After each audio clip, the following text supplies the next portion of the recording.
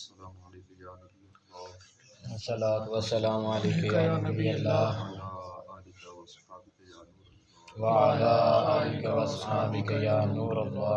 فرمان مصطفیٰ صلی اللہ علیہ وآلہ وسلم، جس نے مجھ پر ایک بار درود پاک پڑھا اللہ پاک اس پر 10 رحمتیں بھیجتا ہے۔ صلو علی علی الحبیب حبیب صلی اللہ تعالی علی محمد صلی اللہ علیہ وسلم۔ دو بھائی تھے، ایک پرہیزگار تھا ایک بدکار۔ بدکار مرنے لگا تو پرہیزگار بھائی نے کہا، دیکھا تجھے میں نے بہت سمجھایا، تو گناہوں سے باز نہ آئے، اب بول تیرا کیا حال ہوگا؟ اس نے جواب دیا کہ اگر قیامت کے دن میرا فیصلہ میری ماں کے ہاتھ میں دے دیا جائے تو میری ماں کیا کرے گی؟ مجھے دوزخ میں بھیجے گی یا میری ماں جنت میں بھیجے گی؟ پرہیزگار بھائی نے کہا کہ ماں تو واقعی جنت میں ہی بھیجے گی۔ گناہگار نے جواب دیا، میرا رب میری ماں سے زیادہ مہربان۔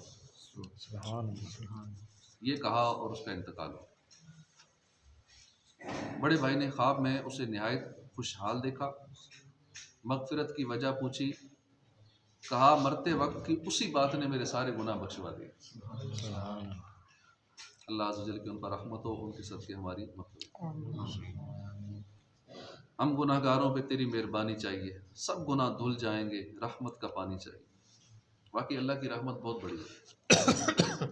زبان سے نکلا ہوا ایک لفظ مغفرت کا سبب بھی بن سکتا ہے، ہلاکت کا سبب بھی بن سکتا ہے۔ اسی طرح ہلاکت کی مثال یہ ہے کہ اگر کوئی زبان سے سری کفر بک دے اور توبہ کیے بغیر مر جائے تو وہ ہمیشہ کے لیے جہنم کا حقدار ہے۔ حالانکہ ایک ہی لفظ بولا ہے نا، اور اس گناہ گار نے بھی ایک ہی لفظ بولا تھا کہ فیصلہ میری ماں کے سپرد ہو تو میری ماں کیا جنت میں بھیجے گی یا دوزخ میں؟ تو یہ ایک جملہ اس کی مغفرت کا سبب بن گیا، اور زبان سے نکلا ہوا ایک کفریہ کلمہ جہنم میں جانے کا سبب بن جاتا ہے۔ تو ہمیں زبان کو بڑے احتیاط سے استعمال کرنا چاہیے۔ بنی اسرائیل کا ایک شخص تھا جس نے 99 قتل کیے تھے۔ ایک راہب کے پاس پہنچا، پوچھا کیا میرے جیسے مجرم کے لیے کوئی توبہ کی گنجائش ہے؟ راہب نے اسے مایوس کر دیا، راہب کو بھی قتل کر دیا، 100 پورے کر دیے، مگر پھر ناراض ہو کر توبہ کا طریقہ لوگوں سے پوچھتا پھرا۔ آخرکار کسی نے کہا کہ فلاں قصبے میں چلے جاؤ، وہاں اللہ کا ایک ولی ہے، وہ تمہاری رہنمائی کرے گا۔ چنانچہ وہ اس کی طرف چل دیا، مگر راستے میں بیمار ہو گیا۔ جب قریب المرگ ہوا تو اس نے اپنا سینہ اس قصبے کی طرف کر دیا، فوت ہو گیا۔ اب اس کو لے جانے کے لیے رحمت اور عذاب کے فرشتوں میں اختلاف ہوا۔ اللہ پاک نے میت اور قصبے کے درمیان والے حصہ زمین کو سمٹ کر میت کے قریب ہو جانے کا حکم فرمایا، اور جدھر سے وہ چلا تھا اور جہاں فوت ہوا تھا اس درمیانی فاصلے کو مزید بڑھا دیا۔ جدھر جا رہا تھا اللہ والوں کی بستی میں، اس فاصلے کو زمین کو سمٹ جانے کا حکم دیا، وہ سفر کم ہو گیا۔ پھر فرشتوں کو پیمائش کا حکم دیا کہ جدھر یہ قریب ہے وہ والا معاملہ سے کیا جائے۔ تو جب جس قصبے کی طرف وہ جا رہا تھا، جب پیمائش کی گئی تو اس سے ایک بالشت قریب پایا گیا، اور اللہ پاک نے اس کی مغفرت فرمائی۔ معلوم ہوا کہ اولیاء کرام کی بارگاہ میں حاضری اور ان کی بستی کی تعظیم کرتے ہوئے اس کو اپنی روح کا قبلہ بنانا انتہائی پسندیدہ عمل ہے۔ بس اللہ کی رحمت پر جھوم جائیے۔ جو پروردگار 100 آدمیوں کے قاتل کو محض اپنی رحمت سے بخش سکتا ہے، جو بندہ سچی توبہ کرے، اپنے گناہوں سے معافی مانگے، اللہ پاک اس پہ کتنا کرم کرتا ہے۔ 100 قتل کرنا کتنا بڑا جرم ہے، اللہ پاک نے ایسے کی مغفرت فرما دی۔ اللہ پاک سارے گناہ معاف کرتا، بندہ سچے دل سے توبہ کرے، اس کی رحمت بڑی وسیع ہے۔ بعض لوگ اس طرح کہہ دیتے ہیں، جیسے کوئی کھانے کے لیے کہے نا، آئیں جی کھانا کھا لیں، تو آگے سے جواب ملتا ہے جی بسم اللہ کیجیے، آؤ جی بسم اللہ، میں نے بسم اللہ کر ڈالی۔ خاص کر جو کاروباری حضرات پہلا سودا سیل کرتے ہیں دکان پہ، جیسے بونی کہتے ہیں میں نے بسم اللہ کر ڈالی ہے، میری تو آج بسم اللہ ہی نہیں ہوئی، وغیرہ وغیرہ۔ تو یہ جو چند ایک مثالیں جملوں کی پیش کی گئی ہیں، یہ سارے غلط انداز ہیں۔ اسی طرح کھانا کھاتے وقت اگر کوئی آ جاتا ہے تو اکثر کھانا کھانے والا اس سے کہتا ہے کہ آئیے آپ بھی کھانا کھا لیجیے.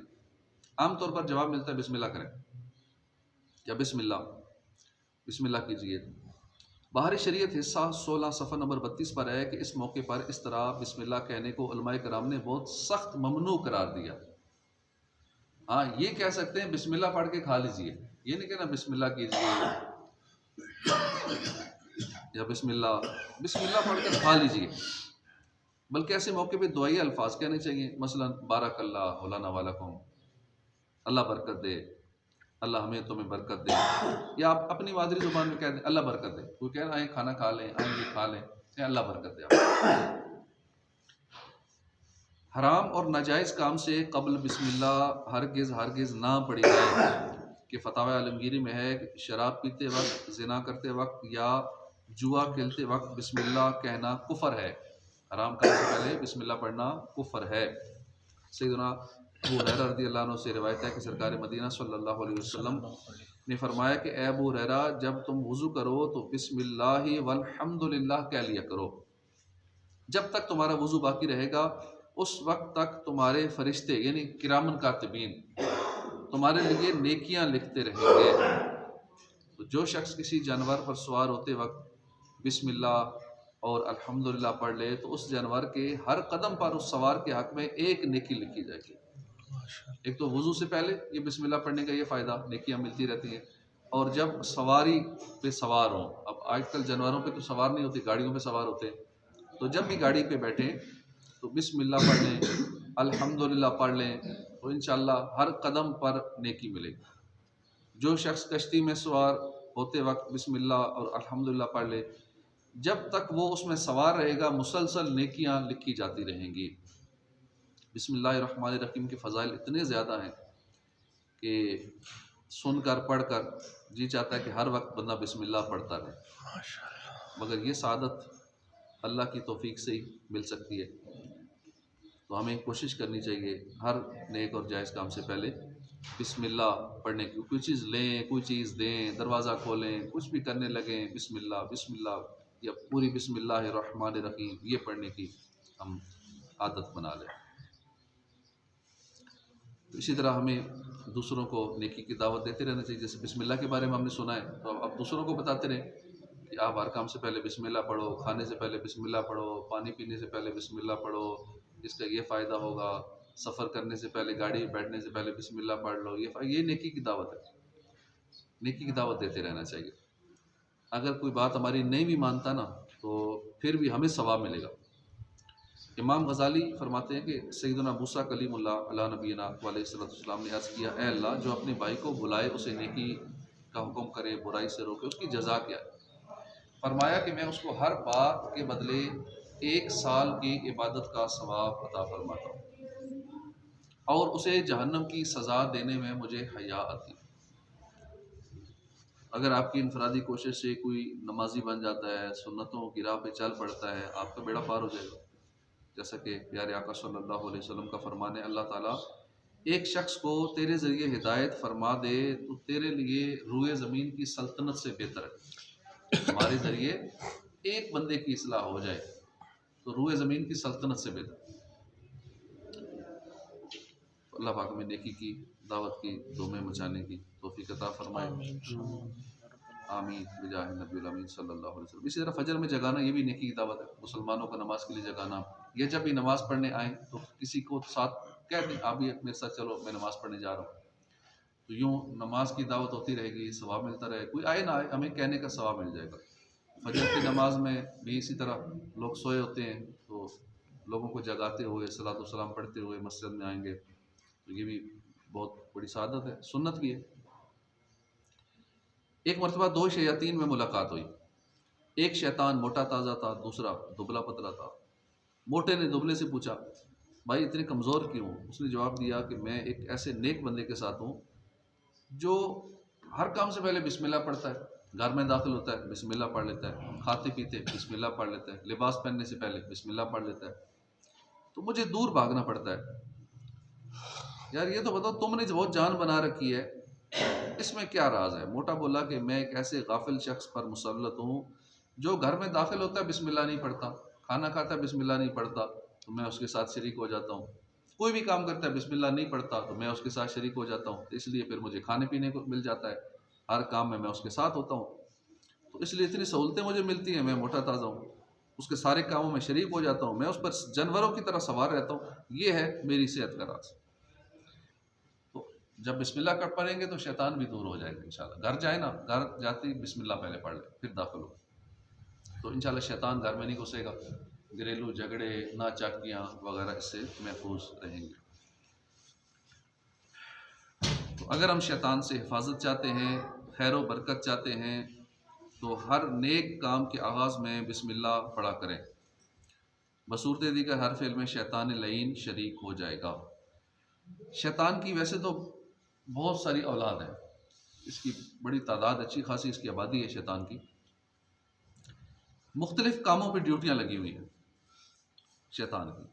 چنانچہ حضرت علامہ ابن حجر عسقلانی قدس سرہ ربانی نقل کرتے ہیں، امیر المؤمنین سیدنا فاروق اعظم فرماتے ہیں کہ شیطان کی اولاد 9 ہے، یعنی 9 قسم کی ہے. ویسے تو بے شمار ہے لیکن مین اس کے خاندان جو ہے وہ 9 ہے. اب وہ 9 کی الگ الگ ڈیوٹیاں ہیں. کس کی کیا ڈیوٹی ہے سنیں. ایک ہے زلیتون، یہ بازاروں پر مقرر ہے، بازاروں میں مقرر ہے اور وہاں اپنا جھنڈا گاڑے رہتا ہے. بازار کے اندر جتنے گناہ کروانے ہوتے ہیں یہ اس کے ذمے ہیں. کہ جو بازار جائے اس سے بدنگاہی بھی کرواؤ، اس سے جھوٹ بھی بولاؤ، اس سے خیانت کراؤ، اس سے یہ گناہ کراؤ، فلاں گناہ کراؤ، جھوٹ بھی بولاؤ. تو بازار کے اندر جتنا گناہوں کا بازار گرم ہے یہ ان کے ذمے ہے. یہ پورا جو خاندان ہے، پوری اس کی فوج ہے. زلیتون. ایک ہے وثین، یہ لوگوں کو ناگہانی آفات میں مبتلا کرنے کے لیے مقرر ہے. ایک ہے لقوس، یہ آتش پرستوں پر مقرر ہے کہ جو آگ کی پوجا کرتے ہیں، بس اس کی ڈیوٹی ہے کہ اس کو اسی کام میں لگائی رکھنا ہے. آگ کی پوجا کرتے رہیں، کہیں ایسا نہ ہو کہ اس کام کو چھوڑ دیں. وہ اپنی ڈیوٹی پوری کرتا ہے. ایک ہے اعوان، یہ حکمرانوں پر مسلط ہے. جو بھی الیکشن جیتے گا، جو کسی بڑے عہدے پہ آئے گا، کسی بڑے گریڈ پہ جائے گا، بس وہ اس کے انڈر آ جائے گا.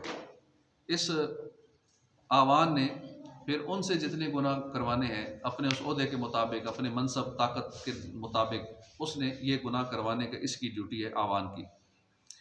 اسی طرح ایک ہے حفاف، یہ شرابیوں پہ مقرر ہے کہ شرابیوں کو اسی کام پہ لگائے رکھنا ہے، شراب پلانی ہے، پھر گناہ کروانے ہیں، بدکاریاں کروانی ہیں. ایک ہے مرہ، یہ گانے باجے والے جو کام کرتے ہیں نا، گاتے ہیں یا میوزک بجاتے ہیں یا میوزک سنتے ہیں، اس کی ڈیوٹی یہی ہے کہ لوگوں سے گانے سنوانے ہیں. موبائل پہ یہ لگا رہے، ٹک ٹاک پہ، فیس بک پہ، یوٹیوب پہ، بس اس کی آواز میں گانوں کی آوازیں جاتی رہیں. اسی طرح گانے گاتا رہے، بجاتا رہے، سنتا رہے. اب جتنے گانوں سے متعلق گناہ ہیں تو یہ مرہ، یہ والا شیطان کرتا ہے. پھر ایک ہے مصوت، اس کا کام ہے افواہیں پھیلانا، جھوٹی افواہیں پھیلانا. بس ایک بات کو نا کسی بندے کے ذریعے مشہور کر دینا، کسی کی زبان پہ جاری کر دینا، یار یہ بات، وہ آگے پھیلائے گا، وہ آگے 10 کو بتائے گا، وہ آگے 20 کو بتائے گا. بات کا پتنگڑ بن جائے گا، لڑائیاں جھگڑے ہوں گے، نفرتیں پیدا ہو جائیں گی، دلوں میں بغض و کینہ پیدا ہو جائے گا. پورے ایک گھر کا، محلے کا، معاشرے کا، سوسائٹی کا پورا ماحول ہی خراب ہو جائے گا. اور شیطان اس بات میں کامیاب ہوتا نظر آ رہا ہے. ہم دیکھ لیں خاندانوں میں آپس میں لڑائیاں جھگڑے، گھروں میں آپس میں نا اتفاقیاں، ایک محلے میں، سوسائٹی میں، جگہ جگہ یہ سلسلہ ہے. تو اس کام پہ باقاعدہ یہ مسلط ہے. اس کی ڈیوٹی صرف یہی ہے کہ ایک ہی کام انجام دینا ہے، مصوت. لوگ اصل حقیقت سے بے خبر رہتے ہیں، لیکن جو افواہ، پروپیگنڈا وہ پھیلائی ہوتی ہے نا، بس اس پہ توجہ دیتے رہتے ہیں. اصل بات تک کوئی نہیں پہنچتا کہ حقیقت تو یہ تھی، بات نکلی کہاں سے اور کہاں جا پہنچی، بن کیا گیا. ایک اور ہے داسم، یہ گھروں میں مقرر ہے. گھروں کے اندر جتنی لڑائیاں جھگڑے وغیرہ ہوتے ہیں، معاملات خراب ہوتے ہیں، طلاق تک بات پہنچ جاتی ہے، خلا پہ بات پہنچ جاتی ہے، مار پیٹ پہ نوبت آ جاتی ہے، آپس میں بہن بھائی، ماں باپ، بچے آپس میں لڑ رہے ہوتے ہیں. گھر کا عجیب میدان جنگ بنا ہوتا ہے. کئی گھروں میں یہ ماحول ہوتا ہے، بات بات پہ ایک دوسرے سے غصے ہونا، لڑنا جھگڑنا. یہ اس شیطان کے ذمے یہ کام کروانا جس کا ہے داسم نام. ایک ہے ولہان، اس ولہان کی ایک ہی ڈیوٹی ہے کہ وسوسے ڈال لیں. وضو کرتے ہوئے وسوسے ڈالنے ہیں کہ نہیں یہ اعضاء خشک رہ گیا ہے، یہ سے دوبارہ دھو لو، یہ استنجا صحیح نہیں ہوا، نماز میں یہ رکعت بھول گئے ہو، نماز کے اندر یہ رہ گیا ہے، وہ رہ گیا ہے، نماز کے اندر یہ سوچو وہ سوچو، پرانی یادیں آ جائیں گی، جو چیزیں بھولی ہوئی ہیں وہ یاد آ جائیں گی، بس اس کا یہ مطلب اس کو قضا، اس کو یہ بھی یاد کر لے، یہ بھی یاد کر، یہ بھی یاد کر، جو کچھ بندہ باتیں بھول جاتا ہے نماز نیت لے ساری یاد آ جائے گی۔ ایک بار ایک بزرگ تھے غالباً امام اعظم ابو حنیفہ، ان کے پاس ایک بندہ آیا کہ حضور مجھے فلاں چیز بھول گئی ہے، میں نے کہیں مال رکھا تھا بھول گیا، پتہ نہیں کہاں رکھا تھا، کوئی وظیفہ بتائیں۔ آپ نے فرمایا کہ 100 رکعت نفل نیت لو، یہ وظیفہ ہے تمہیں یاد آ جائے گا۔ اس نے بھی 2 ہی رکعتیں پڑھی تھی، اس کو یاد آ گیا کہ بڑا پاورفل وظیفہ ہے، 2 ہی رکعتیں پڑھی مجھے یاد آ گیا۔ آپ نے فرمایا شیطان نے تجھے یاد کرا دیا۔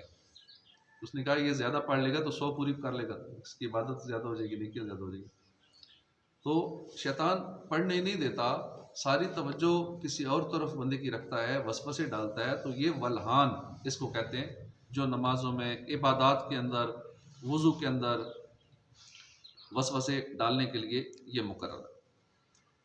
مفتی احمد یار خان رحمۃ اللہ علیہ فرماتے ہیں گھر میں داخل ہوتے وقت بسم اللہ الرحمن الرحیم پڑھ کر پہلے سیدھا قدم دروازے میں داخل کرنا چاہیے، پھر گھر والوں کو سلام کریں اور اندر داخل ہو۔ اگر گھر میں کوئی نہ ہو تو السلام علیکم ایھا النبی ورحمۃ اللہ وبرکاتہ یہ کہیں۔ بعض بزرگوں کو دیکھا گیا ہے کہ دن کے ابتدائی اس وقت میں ابتدا میں گھر میں داخل ہوتے وقت بسم اللہ الرحمن الرحیم اور قل هو اللہ، یہ سب کو تقریباً یاد ہوتی ہے، یہ پڑھ لیتے ہیں کہ اس سے گھر میں اتفاق بھی رہتا ہے، یعنی لڑائی جھگڑا نہیں ہوتا، اور روزی میں برکت رہتی ہے۔ یہ نسخہ سب کو آزمانا چاہیے کہ گھر میں داخل ہوئے بسم اللہ پڑھیں، سورہ اخلاص پڑھیں، درود پاک پڑھیں، گھر والوں کو سلام بھی کریں، تو انشاءاللہ روزی میں برکت رہے گی، گھر میں امن و سکون رہے گا۔ کھانے پینے سے پہلے بسم اللہ پڑھنا سنت ہے۔ سیدنا حذیفہ رضی اللہ عنہ روایت کرتے ہیں کہ تاجدار مدینہ صلی اللہ علیہ وسلم کا فرمان ہے کہ جس کھانے پر بسم اللہ نہ پڑھی جائے وہ شیطان کے لیے کھانا حلال ہو جاتا ہے، یعنی شیطان ساتھ شریک ہو جاتا ہے۔ کھانے سے پہلے بسم اللہ نہ پڑھنے سے کھانے میں بے برکتی ہوتی ہے۔ تو اگر کوئی اور بھی کھا رہا ہے نا، سارے کھا رہے ہیں، ایک بندہ بیچ میں آ گیا جس نے بسم اللہ نہیں پڑھی، کھانے میں بے برکتی ہو جائے گی۔ تو اس لیے کوشش کریں کہ ساتھ جب کوئی کھانا کھا رہے ہوں تو ان کو یاد کرا دیں کہ بسم اللہ پڑھ لیں جی، کھانے کی دعا پڑھ لیں۔ نیا بندہ آ کے شامل ہوتا ہے اسے بھی یاد کرا دیں بھائی بسم اللہ پڑھ لیں، آپ بھی، آپ کھانا شروع کر لیں کہ بسم اللہ پڑھ لیں، کیونکہ اگر بغیر بسم اللہ بعد میں ایک بھی آ کے شامل ہو گیا، اس کی وجہ سے کھانے کے اندر بے برکتی ہو جائے گی، کسی کی بھوک نہیں مٹے گی، کھانا ختم ہو جائے گا، سارے پریشان ہوں گے۔ تو ہر بندہ بسم اللہ پڑھے، کوئی ایک بھی بغیر بسم اللہ کے شامل نہ ہو۔ سیدتنا عائشہ صدیقہ رضی اللہ عنہ فرماتی ہیں کہ تاجدار مدینہ صلی اللہ علیہ وسلم کا فرمان ہے جب کوئی شخص کھانا کھائے تو اللہ کا نام لے، یعنی بسم اللہ پڑھے۔ اگر شروع میں بسم اللہ پڑھنا بھول گیا ہے تو پھر یہ کہے بسم اللہ اولہ و آخرہ، بسم اللہ اولہ و آخرہ ہو۔ سیدنا امیہ بن مخشی رضی اللہ عنہ فرماتے ہیں حضور صلی اللہ علیہ وسلم تشریف فرماتے، ایک شخص بغیر بسم اللہ پڑھے کھانا کھا رہا تھا، جب کھا چکا اور صرف ایک ہی لقمہ باقی رہ گیا تو وہ لقمہ اٹھایا اور اس نے کہا بسم اللہ اولہ و آخرہ، حضور مسکرا دیا۔ فرمایا کہ شیطان اس کے ساتھ کھا رہا تھا، جب اس نے اللہ کا نام لیا تو اب جو شیطان نے کھایا تھا وہ سارا اگل دیا، الٹی کر دی شیطان نے۔ تو جب کھانا کھائیں یاد کر کے بسم اللہ الرحمن الرحیم پڑھ لیا کریں، جو نہیں پڑھتا اس کا قرین نامی شیطان بھی کھانے میں شریک ہو جاتا ہے۔ اور یہ جو روایت ہم نے ابھی سنی ہے، اس سے حضور کی مقدس نگاہیں، ان کا کمال دیکھیے کہ حضور کی مقدس نگاہیں سب کچھ دیکھ رہی ہیں، شیطان کو بھی دیکھ لیا کہ شیطان نے کھانا اگل دیا، جبھی تو شیطان کو کہہ کرتے ہوئے ملاحظہ فرما لیا، اور شیطان کی بدحواسی دیکھ کر حضور مسکرا دیے۔ چنانچہ مفتی احمد یار خان فرماتے ہیں کہ رحمت عالم صلی اللہ علیہ وسلم کی مقدس نظریں حقیقت میں چھپی ہوئی مخلوق کو بھی ملاحظہ فرماتی ہیں، اور حدیث مبارک بالکل اپنے ظاہری معنی پر ہے، کسی تعویل کی ضرورت نہیں ہے۔ جیسے ہمارا پیٹ مکھی والا کھانا قبول نہیں کرتا جبکہ اس میں مکھی موجود ہو، ایسے ہی شیطان کا معدہ بسم اللہ والا کھانا ہضم نہیں کر سکتا۔ ہمیں کسی کو پتہ لگ جائے نا اس کھانے میں جو آپ کھا رہے ہیں یہ مکھی تھی، منہ میں بھی ہوگا تو فوراً نکل آئے گا، یا بعض اوقات اندر بھی چلا گیا نا، کوئی بتا دے بھائی ابھی مکھی اس کھانے میں آپ کے اس نوالے کے ساتھ مکھی تھی اندر گئی ہے، وہ یکدم ساری الٹی کر کے نکال دے. شیطان کا بھی یہی حال ہے کہ جیسے ہی بسم اللہ والا کھانا شیطان کے اندر جاتا ہے الٹی ہو جاتی ہے، اس کھانا نکل آتا ہے. اگرچہ اس کا کیا ہوا کھانا ہمارے کام کا نہیں ہے، مگر وہ مردود بیمار پڑ جاتا ہے، بھوکا بھی رہ جاتا ہے، ہمارے کھانے کی فوت شدہ برکت لوٹ آتی ہے. غرض یہ کہ اس میں ہمارا فائدہ ہے اور شیطان کے 2 نقصان ہیں. اور ممکن ہے کہ وہ مردود آئندہ ہمارے ساتھ بغیر بسم اللہ والا کھانا بھی اس ڈر سے نہ کھائے کہ شاید یہ بیچ میں بسم اللہ پڑھ لے پھر مجھے کیا کرنی پڑ جائے. حدیث پاک میں جس آدمی کا ذکر ہے غالباً وہ اکیلا کھا رہا تھا، اگر حضور کے ساتھ کھاتا تو بسم اللہ ضرور پڑھتا، کیونکہ حاضرین بسم اللہ بلند آواز سے کہتے تھے اور ساتھ والوں کو بھی کہتے تھے، کیونکہ حضور کے ساتھ جو کھانا کھاتے تھے وہ اونچی آواز میں بسم اللہ پڑھتے تھے، دعائیں پڑھتے تھے، ساتھ والوں سے بھی کہتے تھے آپ لوگ بھی دعا پڑھ لیں، بسم اللہ پڑھ لیں. تو ہمیں بھی اس سنت پہ عمل کرنا چاہیے، جب یہ اکٹھے کھانا کھا رہے ہیں تو خود بھی پڑھیں، باقیوں کو بھی بسم اللہ یاد کروا دیں. ایک بزرگ بیان کرتے ہیں کہ حضرت حماد رحمۃ اللہ علیہ کے ہاتھوں میں آبلے پڑ گئے، یعنی پھٹ گئے. طبیبوں نے متفقہ طور پر رائے دی کہ ہاتھ کاٹ دیا جائے. سیدنا حماد رحمۃ اللہ علیہ فرماتے ہیں کہ وہ رات میں نے انتہائی کرب و اضطراب کے عالم میں گھر کی چھت پر گزاری اور گڑ گڑا کر بارگاہ خداوندی میں دعائے شفا کی. جب سویا اور ظاہری آنکھ بند ہوئی، دل کی آنکھ کھل گئی. الحمدللہ تاجدار رسالت صلی اللہ علیہ وسلم کی خواب میں زیارت نصیب ہوئی. میں نے عرض کی یا رسول اللہ صلی اللہ علیہ وسلم میرے ہاتھ پر چشم کرم فرمائیے. فرمایا ہاتھ پھیلاؤ. میں نے پھیلا دیا. سرکار صلی اللہ علیہ وآلہ وسلم نے اپنا دست مبارک پھیر دیا اور فرمایا کھڑے ہو جاؤ. جب کھڑا ہوا تو الحمدللہ میٹھے میٹھے مصطفیٰ صلی اللہ علیہ وسلم کی برکت سے میرے ہاتھ کی بیماری ختم ہو چکی تھی. یہ مریض مر رہا ہے، تیرے ہاتھ میں شفا ہے، اے طبیب جلد آنا مدنی مدینے والے.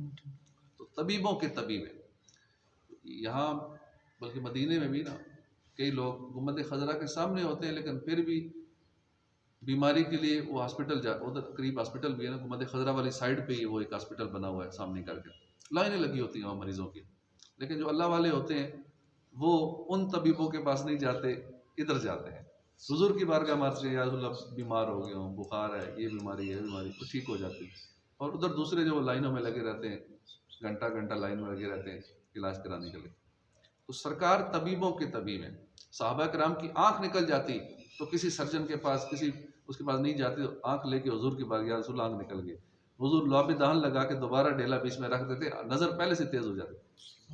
اسی طرح پنڈلی ٹوٹ گئی، حضور نے وہ ٹھیک کر دی. صحابہ کو پتہ تھا کہ اس در سے شفا ملتی ہے، اس در سے مسئلے مسائل حل ہوتے ہیں.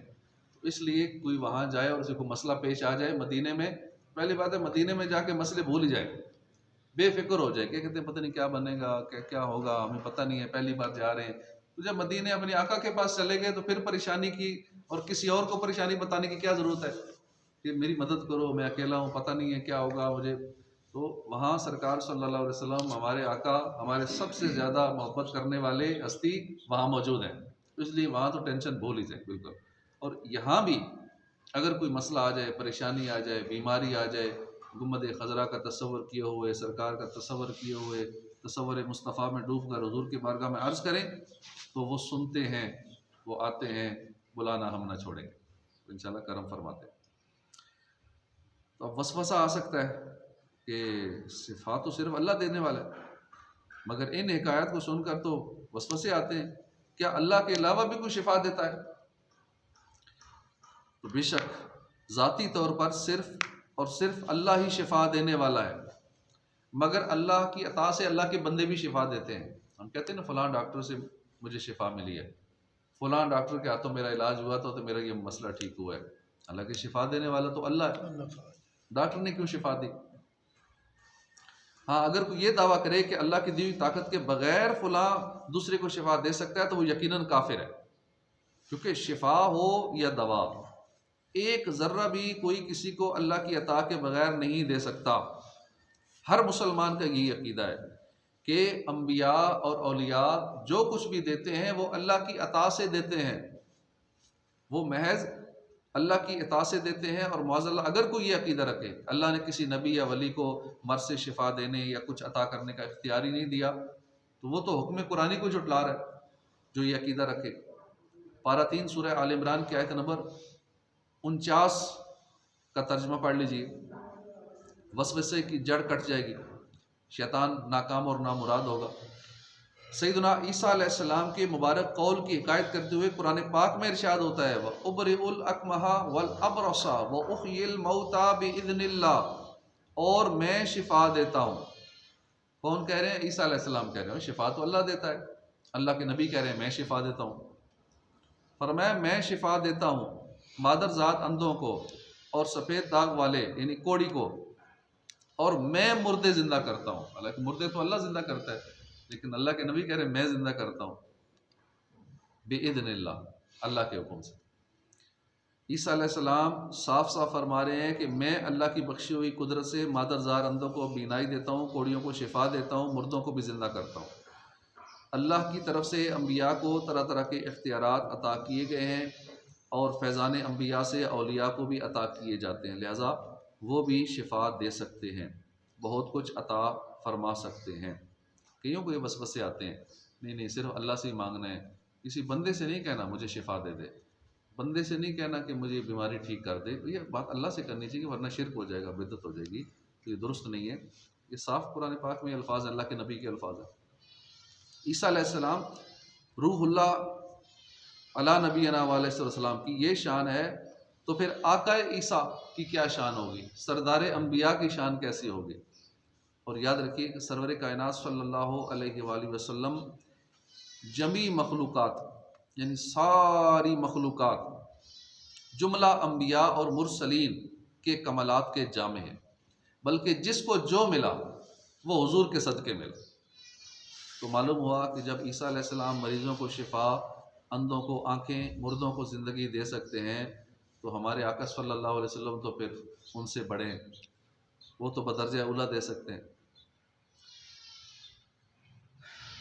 سیدنا ابن مسعود سے روایت ہے کہ تاجدار مدینہ صلی اللہ علیہ وسلم کا فرمان ہے جو بسم اللہ الرحمن الرحیم پڑھے گا، اللہ تبارک و تعالی ہر حرف کے بدلے اس کے نامہ اعمال میں 4000 نیکیاں درج فرمائے گا، 4000 گناہ بخش دے گا، 4000 درجات بلند فرمائے گا۔ دیکھیں ایک بار بسم اللہ الرحمن الرحیم پڑھے، کتنا ثواب۔ اپنے پیارے اللہ کی رحمت پہ قربان ہو جائیے۔ اب حساب لگائیے کہ بسم اللہ الرحمن الرحیم میں کتنے حروف ہیں؟ 19۔ اور یہ جو ثواب مل رہا ہے نا، یہ پوری بسم اللہ پہ نہیں مل رہا، یہ بسم اللہ کے ہر حرف پہ یعنی با پہ، ایک با پڑھی تو کتنی نیکیاں؟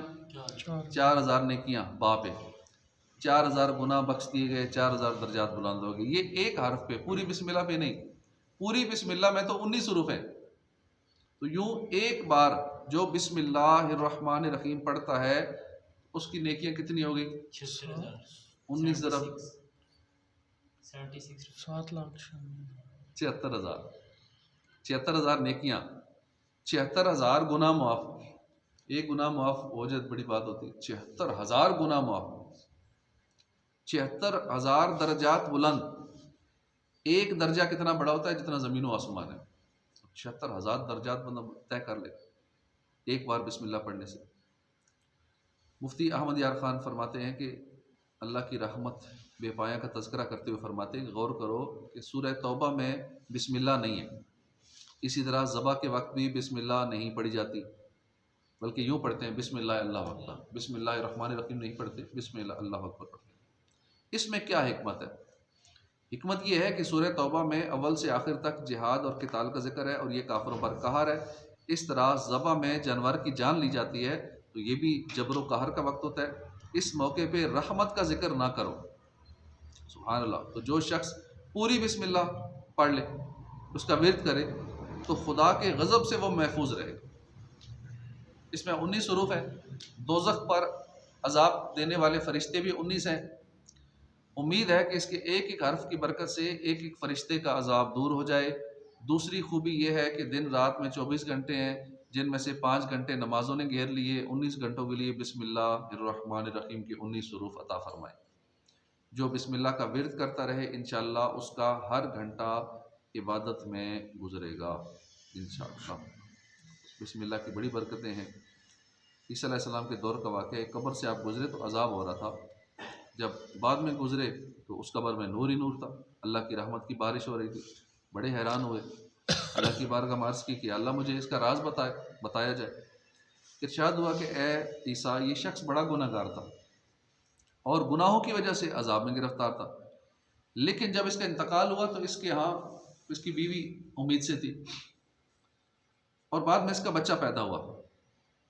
آج وہ مکتب گیا ہے، مدرسے گیا ہے، اس نے آج بسم اللہ پڑھی، بسم اللہ الرحمن الرحیم، تو مجھے حیا آئی کہ میں اس شخص کو عذاب دوں جس کا بچہ میرا نام لے رہا ہے زمین پر، جس کا بچہ زمین کے اوپر میرا نام لے رہا ہے، میں اس کو عذاب دوں، اس لیے میں نے اس کی مغفرت فرما دی۔ سبحان اللہ۔ تو ہم سب کو چاہیے اپنے بچوں کو ٹاٹا پاپا سکھانے کے بجائے نا بسم اللہ کا نام سکھانا چاہیے، شروع میں بسم اللہ سکھانی چاہیے۔ دیگر فضول باتیں سکھاتے رہتے ہیں تو بچوں کے سامنے ذکر کی نیت سے بار بار اللہ اللہ کرتے رہیں، تو جب بچہ زبان کھولے گا نا تو وہ بھی پہلا لفظ یہی نکالے گا، اللہ اللہ۔ تو بچوں کی یہ تربیت کرنی چاہیے۔ اللہ پاک توفیق عطا فرمائے۔ آئے سے نیت کر لیں کہ بسم اللہ پڑھتے بھی رہیں گے اور بسم اللہ لکھتے بھی رہیں گے۔ اپنے پاس کوئی نہ کوئی جیب میں رکھ لیں، پاکٹ سائز ڈائری، اس پہ جب موقع ملے نا خوبصورت انداز میں لکھنے کی بھی فضائل ہیں، انشاءاللہ پورے اس پہ بیان کریں گے۔ تو جیسے پڑھنے کے فضائل ہیں اسی طرح بسم اللہ لکھنے کے بھی فضائل ہیں، جتنا خوبصورت ہو سکے اپنی طرف سے بسم اللہ کو بار بار لکھتے رہیں، اللہ اللہ یہ بھی لکھتے رہیں کاغذ پہ۔ مدنی چینل پہ دیکھا ہوگا میرا سنت ہر وقت لکھتے ہی رہتے ہیں، مدنی مذاکرے میں بھی جب بھی بیٹھے ہوتے ہیں لکھ ہی رہے ہوتے ہیں، وہ اللہ یہ لکھ رہے ہوتے ہیں، اسم اعظم لکھ رہے ہوتے ہیں۔ تو پھر جو جتنا زیادہ لکھتا ہے اس کے اندر اتنی زیادہ تاثیر پیدا ہوتی جاتی ہے۔ وہی لکھا ہوا آپ کسی کو تعویذ دے دیں گے تو اس کے سارے مسئلے حل ہو جائیں گے۔ اللہ توفیق عطا فرمائے۔ الحمدللہ رب العالمین۔